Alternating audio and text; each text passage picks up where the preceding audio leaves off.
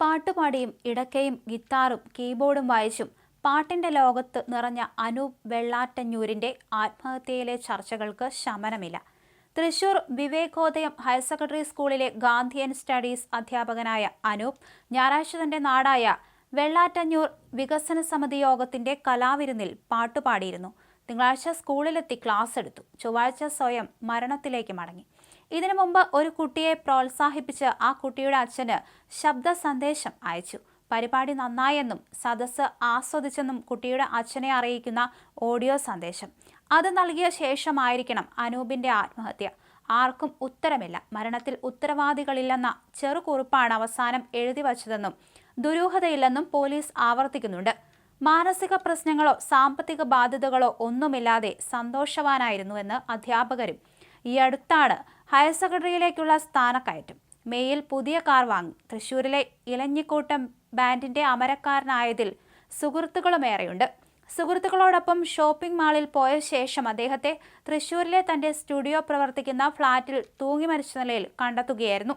അതിനിടെ അനൂപിനെ വേഴാമ്പലിനോട് ഉപമിച്ചിട്ട കുറിപ്പ് വൈറലാണ്. സ്നേഹത്തിനായി കൊതിച്ച അനൂപിന് ആരും അത് നൽകിയില്ലെന്ന തരത്തിലെ കുറിപ്പാണ് ശ്രദ്ധേയമാകുന്നത്. ഇതിനൊപ്പം ആ രണ്ട് വീട്ടുകാരും ചേർന്ന് ഞങ്ങൾ നിങ്ങൾ എന്ന് പറയുന്നത് നിർത്തി നമ്മൾ എന്ന് പറഞ്ഞിരുന്നുവെങ്കിൽ അനൂപ് എന്നും ജീവനോടെ ഉണ്ടാകുമെന്ന് കരുതുന്നവരുണ്ട്. അനൂപിന്റെ അവസാന ഓഡിയോ സന്ദേശമടക്കം ഹൈസ്കൂൾ ഹയർ സെക്കൻഡറി വൃന്ദവാദ്യ സംഘത്തെ പരിശീലിപ്പിച്ചിരുന്നതും അനൂപായിരുന്നു.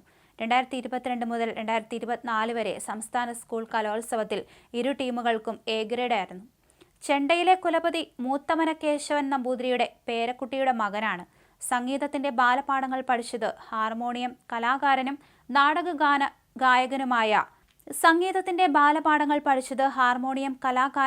നാടകഗാന ഗായകനുമായ പിതൃസഹോദരൻ കേശവൻ വെള്ളാറ്റഞ്ഞൂരിൽ നിന്നാണ്.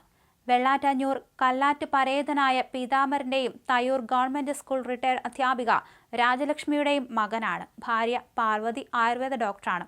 മക്കൾ പാർവണയും പാർത്ഥിവും വിദ്യാർത്ഥികളാണ്.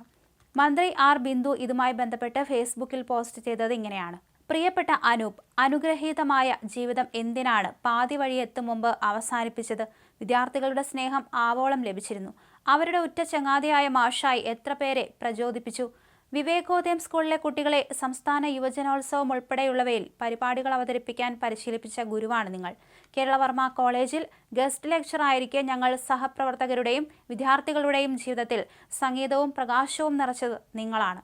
എല്ലാവരുടെയും മനം കവർന്ന സ്നേഹഭാജനമായിരുന്ന നിങ്ങൾ എന്തിനിത് ചെയ്തു എന്നറിയില്ല. അവസാനം കണ്ടത് തൃശൂർ പൂരത്തിന് തെക്കേ ഗോപുര നടയിൽ കുട്ടികളോടൊപ്പം ഗിത്താർ മീട്ടി പാട്ടുപാടി ചാനൽ പരിപാടിയിൽ നിറയുന്നതാണ്.